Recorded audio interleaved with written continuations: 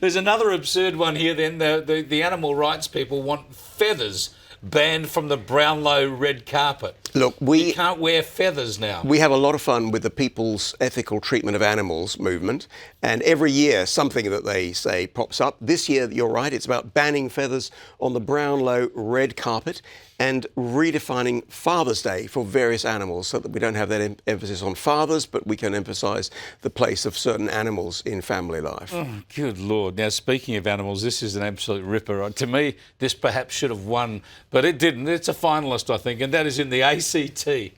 They've got government guidelines for your dog's welfare, and apparently you've got to make sure you're talking to your dog enough.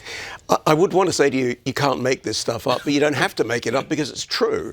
That's right. In the ACT, they've deemed that there needs to be that canine human contact for 3 hours a day. How they're going to manage that one and enforce it, I have no idea. But the ACT seems to think that's the way to go when it comes to looking after your dogs. So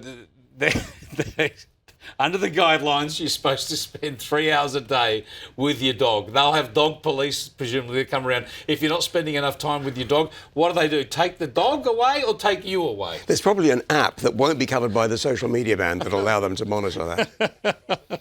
OK, now when it comes to other finalists, there was one that was highly ranked, and that is the federal government is looking to charge for freedom of information applications. Now, this has been cut off, right? $58 a hit. So you're calling this a truth tax? We're calling it a truth tax. It'll cost you, to find out the truth, to get information that should be accessible to the public, you have to pay $58. Again, is this happening, or was it a proposal that has been killed off? I'm aware, as far as I'm aware, it's a proposal, but proposals one day, enforced and legislated the next. Well, drum roll, we need to mention the winner of the Nanny Awards this year, the #1 case of government overreach and nanny state laws. And surprise, surprise, it comes from the People's Republic of Victoria.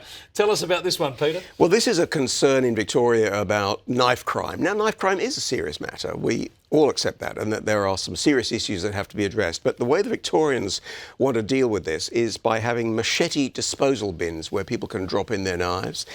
That in itself sounds like a reasonable thing, trading in your machete and having a place where you can deposit it. The problem is that this project is costing $13 million to provide these boxes in which people can drop their unused machetes. The machete bin excess, $13 million, and you can update your award now because they've finished. They've actually pulled the machete bins out now. They're now at the rubbish dump. And guess what?